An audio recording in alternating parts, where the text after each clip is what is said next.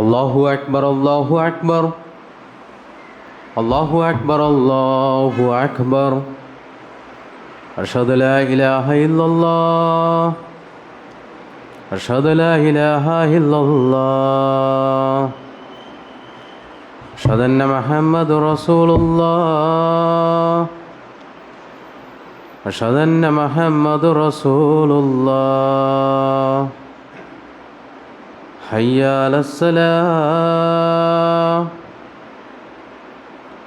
حي على الصلاة حي على الفلاح حي على الفلاح الله أكبر الله أكبر لا إله إلا الله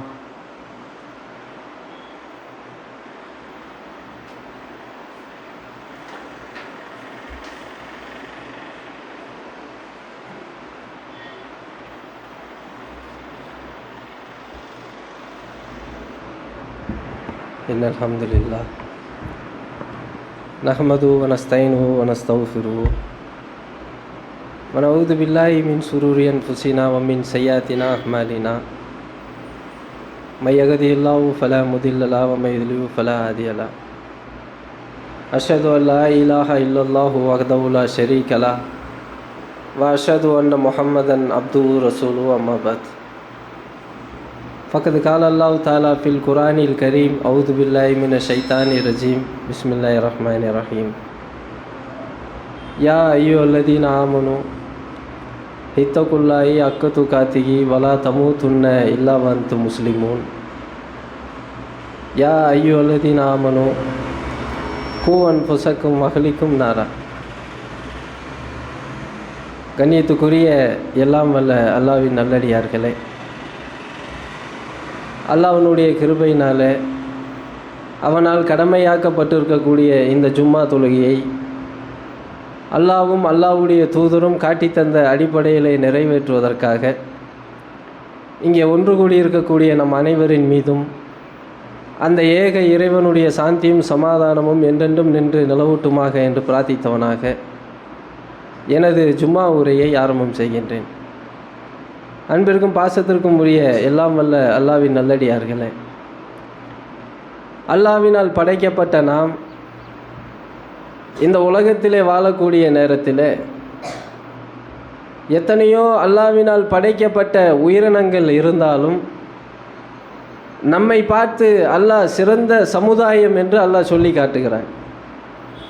படைக்கப்பட்டதிலே நீங்கள்தான் நான் தேர்ந்தெடுத்த சிறந்த சமுதாயமாக இருக்கிறீர்கள் என்று அல்லாஹ் நம்மை பார்த்து சொல்லுவதற்கு காரணம் என்ன?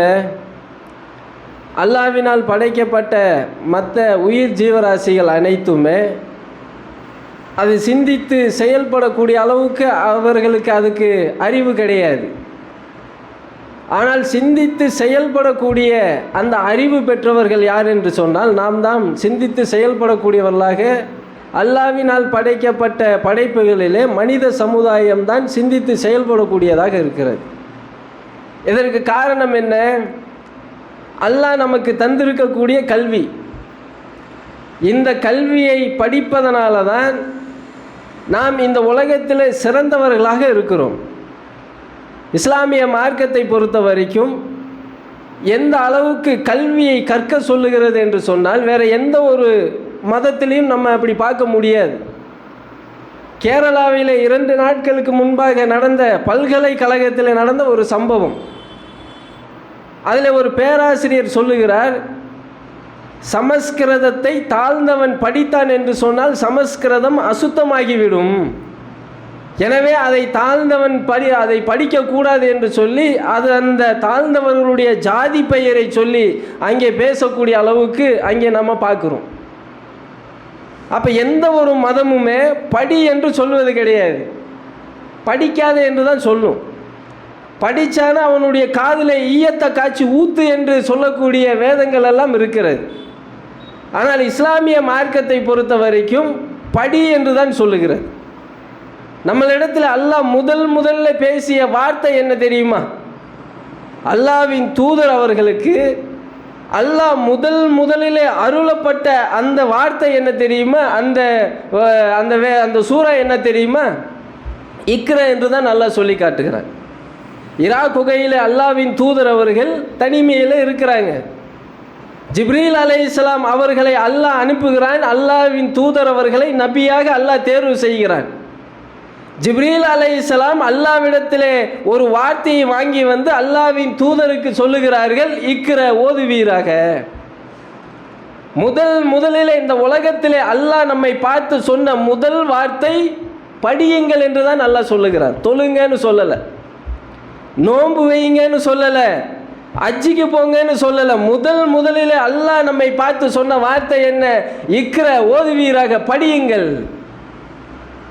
அல்லாஹ்வின் தூதர் அவர்கள் ஜிப்ரீல் அலைஹிஸ்ஸலாம் அவர்களை பார்த்து சொல்லுகிறார்கள், எனக்கு ஓத தெரியாது என்று சொல்லுகிறார்கள்.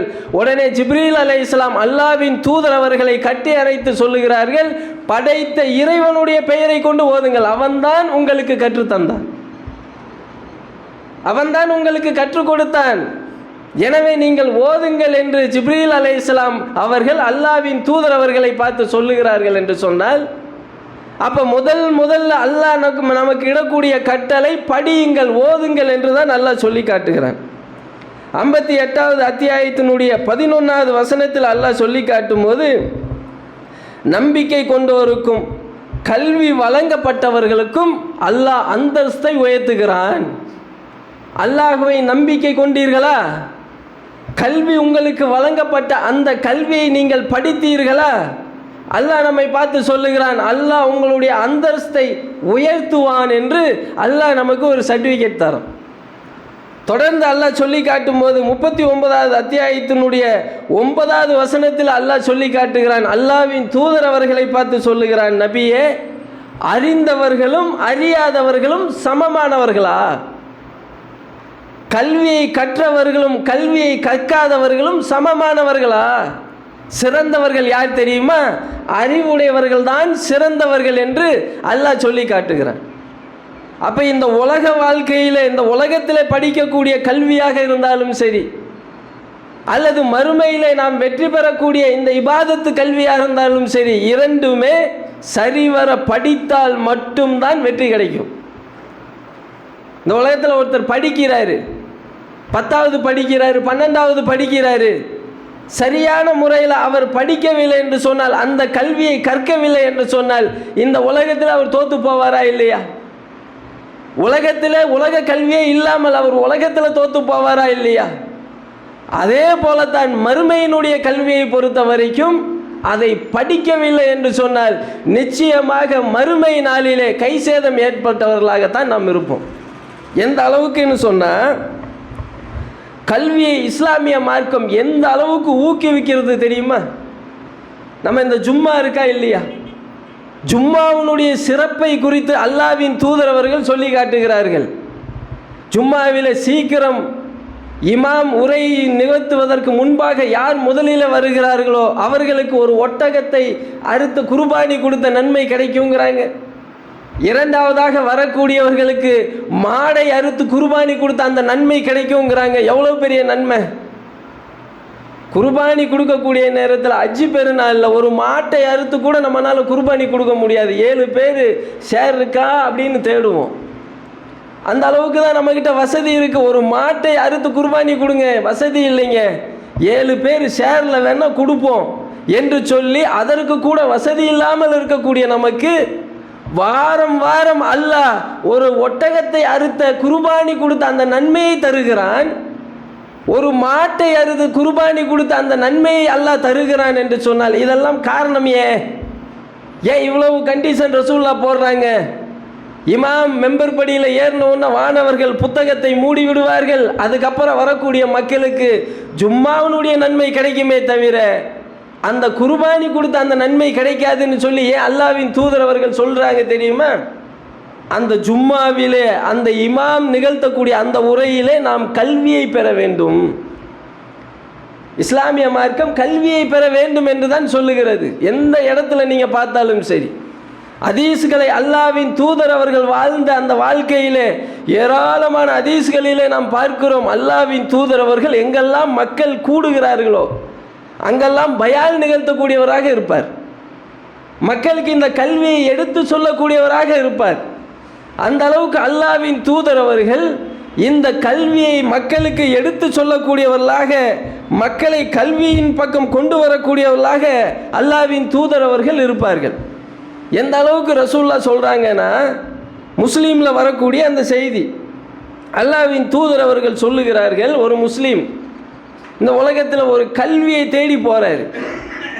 கல்வியை படிக்க வேண்டும் என்று அந்த ஆர்வத்தோடு அந்த கல்வியை தேடி ஒரு முஸ்லீம் செல்லுகிறார் என்று சொன்னால், அல்லாஹ்வின் தூதர் அவர்கள் சொல்லுகிறார்கள், ஒரு முஸ்லீம் ஒரு கல்வியை தேடி ஒரு பாதையிலே செல்லுகிறார் என்று சொன்னால் அதன் மூலம் அல்லாஹ் அவருக்கு சொர்க்கத்தினுடைய பாதையை எளிதாக ஆக்கி வைப்பான். அல்லாஹ்வின் தூதர் அவங்க சொல்கிறாங்க, ஒரு முஸ்லீம் கல்வியை தேடி போகிறாரு, அல்லாஹ் சொர்க்கத்தினுடைய பாதையை எளிதாக்கி வைப்பான். என்ன காரணம்? கல்வியை படித்தாதாங்க நாம் செஞ்ச இபாதத்து கூட மறுமை நாளில் ஏற்றுக்கொள்ளப்படும். தொழுகிறோமே, எல்லாருடைய தொழுகையும் அல்லாஹ்வினால் ஏற்றுக்கொள்ளப்படுதா? எல்லாருமே தொழுகிறோம், ஒவ்வொரு விதமாக தொழுகக்கூடிய மக்களை பார்க்குறோமா இல்லையா? ஒருவர் தொப்புள்ள கையை கட்டி தொழுவார், ஒருத்தர் நெஞ்சு மேலே கையை கட்டி தொழுவார். தொழுகக்கூடிய விதத்தில் நிறைய மாறுபாடுகளை இந்த இஸ்லாமிய சமுதாயத்தில் பார்க்கிறோம். எந்த தொழுகை அல்லாஹ்விடத்தில் ஏற்றுக்கொள்ளப்படும்?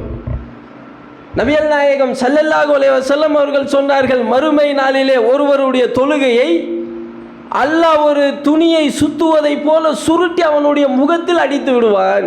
தொழுதிருப்பார், ஃபஜ்ர் தொழுதிருப்பார், லொஹர் தொழுதிருப்பார், அசர் தொழுதிருப்பார், மக்ரிப் தொழுதிருப்பார், இஷா தொழுதிருப்பார், எல்லா தொழுகையும் நிறைவேற்றி இருப்பார். மூட்டையை கொண்டு போய் அல்லாஹ்கிட்ட கொடுப்பார். நான் உனக்காக தொழுதையா அல்லான்னு சொல்லி கொடுப்பார். அல்லாஹ் சுருட்டி அடிச்சிருவான் நான் முகத்தில். சொல்லிட்டு அல்லாஹ் கேட்பானா, தொழுதையா? யார் உனக்கு காண்பித்து தந்த அடிப்படையில் தொழுத?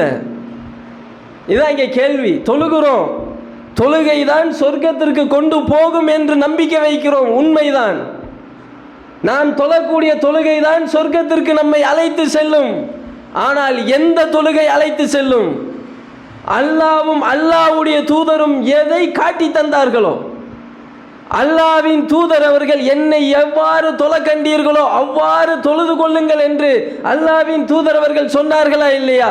அந்த அல்லாஹ்வின் தூதர் அவர்கள் காண்பித்து தந்த அந்த தொழுகை தான் மறுமை நாளிலே நம்மை சொர்க்கம் கொண்டு போகும். அல்லாஹ் மறுமையில கேட்பான், அல்லாஹ்க்காக வேண்டிதானே தொழுத? யார் சொல்லி தந்த, யார் கற்றுத்தந்த அடிப்படையில் தொழுத? எங்க இமாம் சொல்லி தந்தாரு, எங்க வாப்பா இப்படி தான் சொல்லி தந்தாரு, எங்களுடைய மார்க்க அறிஞர்கள் இப்படி தான் சொல்லி தந்தாங்க என்று சொன்னால் அல்லாஹ் சொல்லுவான், அவங்கிட்டே போய் வாங்கிக்கோங்க, நன்மை அவர்களிடத்தில் போய் வாங்கிக்கோ. உனக்கு நன்மை வேண்டும் என்று சொன்னால் என்னுடைய தூதர் சொல்லி தந்த அடிப்படையில் தொழுதால் மட்டும்தான் நன்மை. என்னைக்காவது சிந்திச்சிருப்போமா? சொல்லுங்க பார்ப்போம். நாம் தொழக்கூடிய தொழுகை மறுமை நாளிலே என்னை சொர்க்கத்திற்கு கொண்டு போய் சேர்க்க வேண்டும், என்னுடைய தொழுகை சரியாக இருக்கிறதா என்பதை என்றைக்காவது சிந்திச்சிருக்கோமா? எல்லாரும் தூங்கிட்டு இருக்கக்கூடிய நேரத்தில் பள்ளிக்கு ஓடி வரமே தொழுகிறதுக்கு, இந்த தொழுகை அல்லாஹ் ஏற்றுக்கொள்வானா? அல்லாவும் அல்லாஹ்வுடைய தூதரும் சொல்லி தந்த அடிப்படையில் தான் என்னுடைய தொழுகை இருக்கிறதா என்பதை என்றைக்காவது சிந்திருப்போமா? சொல்லுங்க பார்ப்போம். அல்லாஹ் சொல்லி காட்டுகிறான், தொழுகையாளிக்கு கேடுதான் என்று அல்லாஹ் சொல்லி காட்டுறான். எந்த தொழுகையாளிக்கு? பொடுபோக்குத்தனமாக தொழுவான் பாருங்க. பொடுபோக்குத்தனமாக தொழக்கூடிய தொழுகையாளிக்கு கேடுதான். அல்லாஹ் சொல்லி தந்த அடிப்படையிலையும் தொழலை. எனக்கு முன்னாடி அல்லாஹ் நின்றுட்டு இருக்கிறாங்கிற பயமும் கிடையாது. ஏதோ வந்தோம், ஏதோ தொழுதோம், ஏதோ போனோம், அந்த தொழுகையாளிக்கு கேடுதான் என்று அல்லாஹ் சொல்லி காட்டுகிறான். நோன்பு வைக்கிறோம், அதே போல நோன்பு வைக்கக்கூடிய நாம் 30 நாட்கள் பட்டினி கிடக்கிறோம். வீட்டில் உணவு இருந்தும் தண்ணீர் இருந்தும் குடிக்காமல் பட்டினி கிடக்கிறோம். எதற்காக? நான் பட்டினி கிடந்தாலும் பரவாயில்லை, அல்லாஹ் நாளைக்கு மறுமையிலே அந்த நோன்பின் காரணமாக எனக்கு சொர்க்கத்தை தர வேண்டும். நான் நோன்பு வச்சதுக்காக வேண்டி அல்லாஹ் எனக்கு சொர்க்கத்தில் விட்டுட்டானா போதும், அதற்காக நான் பட்டினி கிடந்தாலும் பரவாயில்லை என்று சொல்லி பட்டினி கிடக்கிறோமே. இந்த நோன்பு என்றைக்காவது நாம் சிந்தித்திருப்போமா? அல்லாவும் அல்லாவுடைய தூதரும் சொல்லி தந்த அடிப்படையில் தான் என்னுடைய நோன்பு இருக்கிறது என்பதை என்றைக்காவது சிந்திச்சிருக்கோமா? சொல்லுங்க பார்ப்போம். அப்ப அன்பிற்கும் பாசத்திற்கும் உரியவர்களே, நாம் படிக்க வேண்டும். மார்க்க கல்வியை பொறுத்த வரைக்கும் அதை படித்து அதனுடைய அடிப்படையில் இபாதத்துகள் செய்தால் மட்டும்தான் மறுமை நாளிலே நமக்கு வெற்றி தருமே தவிர, மார்க்கம் படிக்காமல் நம்ம இருந்தோம் என்று சொன்னால் நிச்சயமாக மறுமை நாளிலே மிகப்பெரிய ஒரு கை சேதம் தான். இதை நான் சொல்லலை, நபிகள் நாயகம் ஸல்லல்லாஹு அலைஹி வஸல்லம் அவர்கள் சொல்லுகிறார்கள். எந்த அளவுக்கு ஆயிஷா ரலியல்லாஹு அவங்க சொல்கிறாங்க, ஒரு முறை அல்லாஹ்வின் தூதர் அவர்கள் சொல்லி காட்டக்கூடிய உரை நிகழ்த்தக்கூடிய நேரத்தில் அல்லாஹ்வின் தூதர் அவர்கள் சொல்லுகிறார்கள், குல்லு பிதத்தின் லலாலா வ குல்லு லலாலத்தின் ஃபின்னார். தன்னுடைய மனைவியை பார்த்து சொல்லுகிறார்கள், நான் இந்த மார்க்கத்திலே நான் சொல்லி தந்த அடிப்படையில் நான் சொல்லாததை, நான் செய்யாததை, நான் அங்கீகரிக்காததை ஒருவர் மார்க்கம் என்று செய்தார் என்று சொன்னால் அது அல்லாஹ்விடத்திலே ரத்து செய்யப்படுங்கிறாங்க. எல்லாத்துக்கும் பொதுவாக தான். நான் சொல்லாததை, நான் செய்யாததை, நான் அங்கீகரிக்காததை ஒருவர் மார்க்கம் என்று செய்தால் அல்லாஹ்விடத்தில் ரத்து செய்யப்படும் என்று அல்லாஹ்வின் தூதரவர்கள் சொல்லுகிறார்கள் என்று சொன்னால், அதே தொழுகையும் அதே தான். தொழுகிறோம், அல்லாஹ்வின் தூதர் அவர்கள் காண்பித்து தந்த அடிப்படையில் தொழுகை இல்லை என்று சொன்னால் அல்லாஹ்வின் தூதர் அவர்கள் சொல்லுகிறார்கள், குல்லு பிதத்தின் லலாலா, ஒவ்வொரு புதுமையும் வழிகேடுகள், வழிகேடுகள் அனைத்தும் அவரை நரகத்தில் கொண்டு போய் சேர்க்கும்.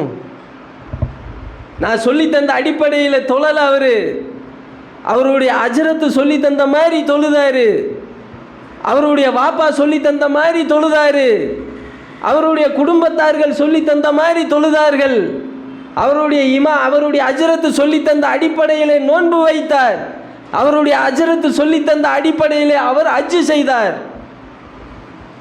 எல்லாம் அல்லாஹ்வின் தூதரிடத்தில் அந்த கல்வியை கற்காமல் அவங்க சொன்னாங்க இவங்க சொன்னாங்க என்று சொல்லி நம்மளுடைய இபாதத்து இருந்தது என்று சொன்னால் அல்லாஹ்வின் தூதர் அவர்கள் சொல்லுகிறார்கள், குல்லு பிதத்தின் லலாலா குல்லு லலாலத்தின் ஃபின்னார். ஒவ்வொரு புதுமையும் வழிகேடுகள் அனைத்தும் அவர்களை கொண்டு போய் நரகத்தில் சேர்த்துவிடும் என்று அல்லாஹ்வின் தூதர் அவர்கள் சொல்லுகிறார்கள் என்று சொன்னால், அன்பிற்கும் பாசத்திற்கும் உரியவர்களே, மார்க்கத்தை நாம் படிக்க வேண்டும்.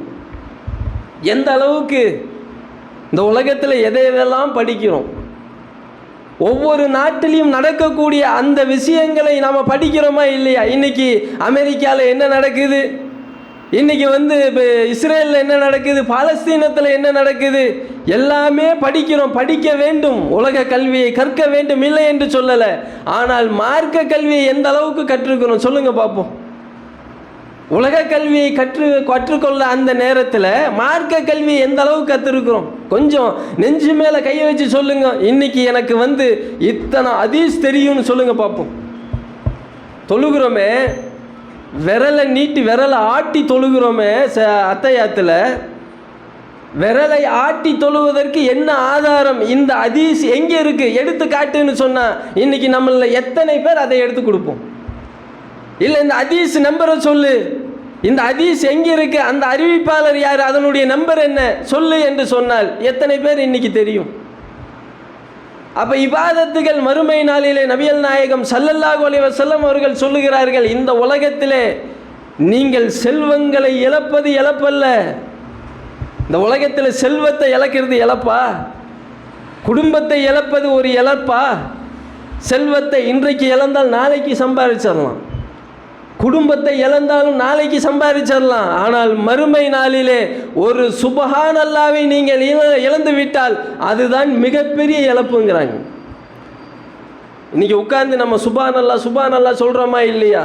அல்லாஹ்வின் தூதர் சொல்கிறாங்க, இந்த சுபான் அல்லாஹ்வை மறுமை நாளிலே நீங்கள் ஒரு சுபான் அல்லாஹ்வை இழந்தாலும் உங்களுக்கு அங்கே பெரிய பாதிப்பாக தெரியும். ஒரு 10 கோடியை இழந்தோம் பாருங்க, அந்த இழப்பு மறுமை நாளில் தெரியும். அப்போ அன்பிற்கும் பாசத்துக்கும் உரியவர்களே, அல்லாஹ் தந்த இந்த கல்வியை படிக்கக்கூடியவர்களாக, அதை கற்று நம்மளுடைய வாழ்க்கையிலே இபாதத்து செய்யக்கூடியவர்களாக அல்லாஹ் நம் அனைவரையும் ஆக்கி அருள் புரிவானாக என்று பிரார்த்தித்தவனாக எனது முதல் உரையை நிறைவு செய்கிறேன்.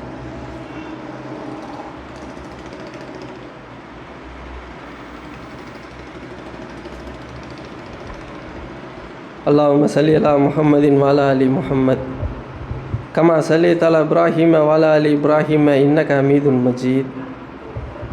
அல்லாஹும்ம பாரிக் அலா முஹம்மதின் வஅலா அலி முஹம்மத் கமா பாரக்த அலா இப்ராஹீம வஅலா அலி இப்ராஹீம இன்னக ஹமீதுன் மஜீத்.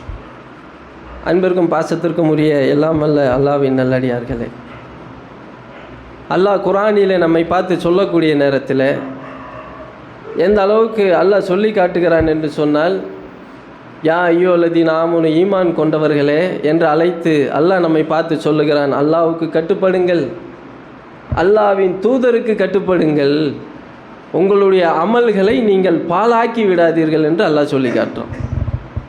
அல்லாஹ் நம்மை அழைத்து என்ன சொல்கிறான்? அல்லாஹ்வுக்கு கட்டுப்படுங்க, அல்லாஹ்வின் தூதருக்கு கட்டுப்படுங்கள், உங்களுடைய அமல்களை பாழாக்கி விடாதீர்கள். அவங்க சொன்னாங்க, இவங்க சொன்னாங்க, அவர் தான் அப்படி தொலை சொன்னார், இவர் தான் இப்படி நோன்பு வைக்க சொன்னார் என்று சொல்லி உங்களுடைய அமல்களை பாழாக்கி விடாதீர்கள் என்று அல்லாஹ் நம்மை பார்த்து சொல்லி காட்டுகிறான். நபிகள் நாயகம் ஸல்லல்லாஹு அலைஹி வஸல்லம் அவர்கள் இந்த கல்வியை படிக்கவில்லை என்று சொன்னால், அல்லாஹ் தந்த இந்த கல்வியை படிக்கவில்லை என்று சொன்னால் இந்த உலகத்தில் அல்லாஹ் விட்டுருவான். நான் குர்ஆனெல்லாம் ஓத மாட்டேன், நான் ஹதீஸெல்லாம் ஓத மாட்டேன், நான் அல்லாஹ்வின் தூதனுடைய வாழ்க்கையெல்லாம் படிக்க மாட்டேன், எனக்கு ஏராளமான வேலை இருக்குங்க, நான் ரொம்ப பிஸி, நான்லாம் எவ்வளோ சம்பாதிக்க வேண்டியது இருக்குது, என்னென்ன பண்ண வேண்டியது இருக்குது, மார்க்கெட்டெல்லாம் கற்றுக்கிற நேரமாங்க எனக்கு என்று சொல்லி வாழ்ந்தோம் என்று சொன்னால் அல்லாஹ் விட்டுருவான். இந்த உலகத்தில் போ பிடிப்பான். எங்கே பிடிப்பான்? நபிகள் நாயகம் ஸல்லல்லாஹு அலைஹி வஸல்லம் அவர்கள் சொல்லுகிறார்கள், அங்கே அல்லாஹ் எங்கே பிடிப்பான் தெரியுமா? அல்லாஹ் உங்களுக்கு உயிரை தந்து அல்லாஹ் சொல்லி காட்டுறானா இல்லையா? அற்பமான ஒரு விந்து துளியிலிருந்து உண்மை நாம் படைத்தோங்கிறான் அல்லாஹ். அற்பங்கிறான் அல்லாஹ். அதை தொட்டா கூட நீ உடம்ப கழுவிக்குவ, உன் துணியில் பட்டா கூட துணியை துவைச்சி போடுவ. அற்பமான, அற்பத்திலும் அற்பமான ஒரு துளியிலிருந்து உன்னை நான் படைச்சேங்கிறான் அல்லாஹ். இது எவ்வளவு பெரிய சாதனை இது சொல்லிட்டு அல்லாஹ் சொல்லி காட்டுறான். அப்படி படைத்த உன்னை என்னுடைய கல்வியை, என்னுடைய மார்க்கத்தை படிக்கவில்லை என்று சொன்னால் எங்கே பிடிப்பேன் தெரியுமா? அல்லாஹ்வின் தூதர் அவர்கள் சொல்லுகிறார்கள், ஒரு மனிதன் இறந்து விட்டான் என்று சொன்னால் மரணம் எப்போ வேணாலும் வரும், யாருக்கு வேணாலும் வரும், அதில் விதிவிலக்கெல்லாம் கிடையாது. இன்றைக்கி நான் இருப்பேன், நாளைக்கு நான் போயிருவேன், நான் ஊட்டி போய் சேர்றது கேரண்டி கிடையாது.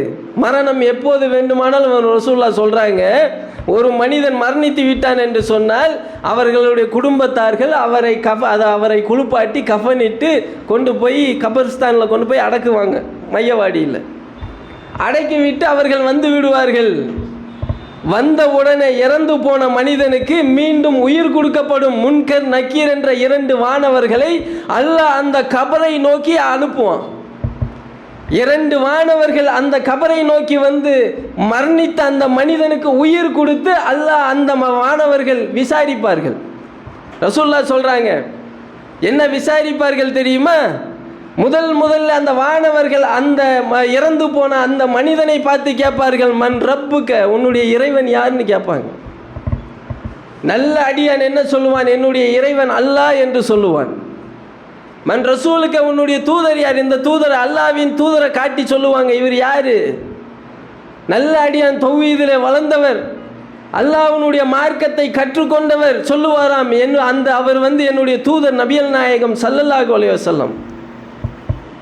உன்னுடைய மார்க்கம் எது என்று கேட்கப்படும். என்னுடைய மார்க்கம் இஸ்லாம் என்று சொல்லுவார். உடனே அந்த மாணவர்கள் சொல்லுவார்களாம், நீ உண்மையை தான் சொல்லிவிட்டாய், கொஞ்சம் பாருன்னு காட்டுவாங்களாம். நரகத்தை அங்கே அந்த மனிதன் பார்ப்பானோ, அதிர்ந்து போவானா நரகத்தை பார்த்து.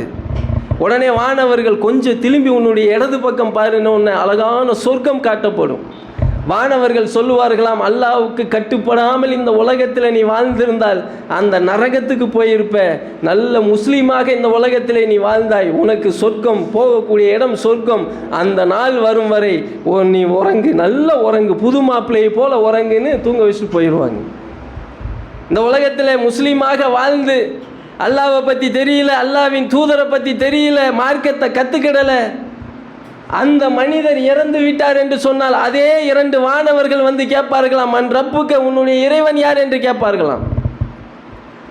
அவன் சொல்லுவானா, என்னுடைய இறைவன் அல்லாஹ் தெரியாது, நாகூர் ஆண்டவர், இல்லைனா ஏர்வாடி பாதுஷா, இவங்கெல்லாம் இங்கே தான் நான் போய் விழுந்துட்டு இருந்தேன். உன்னுடைய இறைவன் யார் தெரியாது, உன்னுடைய தூதர் யார், ஏதோ பயானில் கேள்விப்பட்டிருப்பேன், எனக்கு தெரியாது. எல்லாம் கேட்டு அந்த வானவர்கள் கடைசியாக கேட்பார்களாம், அல்லாஹ் இந்த உலகத்தில் உனக்கு ஒரு வேதத்தை தந்தானான்னு கேட்பாங்களாம். அல்லாஹ் உனக்கு இந்த உலகத்தில் ஒரு வேதத்தை தந்தானா, குரானை தந்தானாப்பா? அவர் சொல்லுவார், ஆமாம் தந்தான். ஒரு தூதரை உனக்கு அனுப்பினானா, நன்மையை ஏவி தீமையை தடுக்கக்கூடிய, உனக்கு எச்சரிக்கை செய்யக்கூடிய ஒரு தூதரை அல்லாஹ் அனுப்பினானா? அனுப்புனான்னு சொன்ன உடனே அந்த அல்லாஹ்வுடைய வேதத்தை நீ படிச்சியா? படிக்கல. தூதரனுடைய வாழ்க்கை வரலாறு, அவருடைய பொன்மொழியை படிச்சியா? படிக்கல. எதுவுமே குரானியும் படிக்கல, ஹதீஸையும் படிக்கல, முஸ்லீமா இந்த உலகத்தில் வாழ்ந்துட்டு இருந்தேன். உடனே அந்த வானவர்கள் சொல்லுவார்களாம், அல்லாஹ் உனக்கு கண்ணை தந்து, அல்லாஹ் உனக்கு இந்த உலகத்திலே சாப்பிடக்கூடிய சாப்பாடை அல்லாஹ் தந்து, பொருளாதாரத்தை இந்த உலகத்தில் அல்லாஹ் தந்து, குடும்பத்தையும் அல்லாஹ் தந்து, சுகபோகமாக இந்த உலகத்தில் வாழ்ந்து அல்லாஹ்வுடைய மார்க்கத்தை படிக்காமல் இருந்தையா, அல்லாஹ்வுடைய தூதரனுடைய அந்த மார்க்கத்தை படிக்காமல் இருந்தையா என்று சொல்லி ஒரு கையிலே இரும்பு சுத்தியை வைத்திருப்பார்களாம். அல்லாஹ்வின் தூதர் அவர்கள் சொன்னார்கள், அந்த இரும்பு சுத்தியை எடுத்து அவருடைய முன் நெற்றியிலே ஓங்கி ஒரு அடி அடிப்பார்களாம். தலை சுக்குநூறா போயிருமா. கபரில் நடக்கக்கூடிய சம்பவம் இது, கதையல்ல, உண்மை. அல்லாஹ்வின் தூதர் அவர்கள் சொன்ன சத்திய வார்த்தை இது. அந்த சுத்தியை எடுத்து ஓங்கி ஒரு அடி அடிப்பார்களாம். அவருடைய நெற்றியிலே சுக்குநூறாக அவருடைய தலை போய்விடும். மீண்டும் அந்த தலை ஒன்று சேர்க்கப்படும். மீண்டும் அந்த சுத்தியை எடுத்து அடிப்பார்களாம். மீண்டும் சுக்குநூறாக போகுமா. துடித்து துடித்து சாகுவாராம். உயிர் கொடுத்து கொடுத்து அவரை அந்த தண்டனையை அனுபவிக்க வைப்பார்களாம். எவ்வளவு நாள் வர? கியாம நாள் வர. கியாம நாள் வரை அவருக்கு அதான் நடக்கும். இங்கே கபர்லேயே இந்த நிலைமைனா மறுமையில் நினைச்சு பாருங்க. மறுமையில் நினைச்சு பாருங்க. அன்பிற்கும் பாசத்திற்கும் உரியவர்களே, அல்லாஹ் குர்ஆனில் சொல்லி காட்டுகிறான், நீங்கள் நல்ல உபதேசம் பெறுவதற்காக உங்களுக்கு நான் காலத்தையும் ஆயுளையும் நான் வழங்கவில்லையா? அல்லாஹ் கேட்குறான். எப்படி கேட்குறான் பாருங்க. எப்பா, நீ மார்க்கத்தை படிக்கிறதுக்காக, நல்ல உபதேசம் பெறுவதற்காக உனக்கு நான் காலத்தையும் ஆயுளையும் இந்த உலகத்தில் வழங்கலையா என்று அல்லாஹ் கேட்கிறான் என்று சொன்னால், அன்பிற்குரிய சகோதரர்களே, நாம் செய்யக்கூடிய இபாதத்துகள் அல்லாஹ் சொல்லி தந்த அடிப்படையில் இருக்கிறதா என்பதை ஒவ்வொருவரும் படித்து தெரிந்து கொள்ளக்கூடியவர்களாக இருக்கிறோம். அப்படி தெரிந்தால் மட்டும்தான் நாம் செய்யக்கூடிய இபாதத்துகள் மறுமை நாளிலே அல்லாஹ்விடத்திலே ஏற்றுக்கொள்ளப்படும். இல்லை என்று சொன்னால் மிகப்பெரிய ஒரு கை சேதம் ஏற்பட்டு நிற்போம். இந்த உலகத்தில் வாழ்ந்துட்டு போயிடுவோங்க. யாரும் கேட்க முடியாது, யாரும் கேட்க முடியாது. எப்படி தொழுத, எப்படி நோன்பு வச்ச, யாரும் கேட்க முடியாது. அந்த உலகத்தில் எப்படி வேணாலும் வாழ்ந்துட்டு போயிடலாம். மறுமை நாளிலே அல்லாஹ்விடத்திலே கடுமையாக நாம் மாட்டிக்கொள்வோம். அல்லாஹ் நமக்கு கண்ணை தந்திருக்கிறான், சிந்திக்கக்கூடிய அறிவை தந்திருக்கிறான். அல்லாஹ்வுடைய மார்க்கத்தை நாம் படிக்க வேண்டும். இல்லை என்று சொன்னால் நல்ல அறிஞர்கள் சொல்லக்கூடிய அந்த உரையாவது கேட்டு மார்க்கத்தை நாம் சரியாக அமைத்து கொள்ள வேண்டும். இன்றைக்கி மார்க்கத்தை படிக்காதனுடைய விளைவு தான் பார்க்குறோமா இல்லையா? இன்றைக்கி மார்க்கத்தை படிக்காதனுடைய விளைவு. இன்றைக்கு இஸ்லாமிய இளைஞர்களுடைய நிலைமையை கொஞ்சம் யோசிச்சு பாருங்க, எந்த அளவுக்கு இருக்கிறாங்க பாருங்க. இஸ்லாமிய இளைஞர்களுடைய நிலைமையை நினைத்து பார்த்தால் நமக்கே பயமாக இருக்குது. இவெல்லாம் எந்த உலகத்திலேருந்துடா வரான்? அவனுடைய முடியும், அவனுடைய ஆளையும், அவனுடைய துணியையும் பார்த்தோன்னு சொன்னால் ஒரு மாதிரி கோரமாகவே இருக்கிறான். காரணம் என்ன? மார்க்கத்தை நான் படிக்கலை, என் பிள்ளைக்கும் சொல்லித்தரல. இதுதான் காரணம். நான் படித்தா தானே என் பிள்ளைக்கு சொல்லித்தரேன். நானே படிக்கலை மார்க்கத்தை, என் பிள்ளைக்கு எங்கே சொல்லி தருவேன்? நானும் நரகத்துக்கு போகிறேன், என் பிள்ளையும் கையோடு கூட்டிகிட்டு போகிறேன். எவ்வளோ பெரிய அநியாயம் இது! அப்போ இதிலிருந்து நாம் விலக வேண்டும் என்று சொன்னால் அல்லாஹ் தந்த அந்த மார்க்கத்தை கற்றுக்கொள்ளக்கூடியவர்களாக நாம் இருக்க வேண்டும். அல்லாஹ் தந்த அந்த மார்க்கத்தை கற்று நாமும் நம்மளுடைய குடும்பமும் மறுமை நாளிலே சொர்க்கத்திற்கு செல்லக்கூடிய நன்மக்களாக அல்லாஹ் நம் அனைவரையும் ஆக்கி அல்புரிவானாக என்று பிரார்த்தித்தவனாக எனது உரையை நிறைவு செய்கிறேன். அல்ஹம்துலில்லாஹி ரப்பில் ஆலமீன். அஸ்ஸலாமு அலைக்கும் வரஹ்மத்துல்லாஹி வபரகாத்துஹு.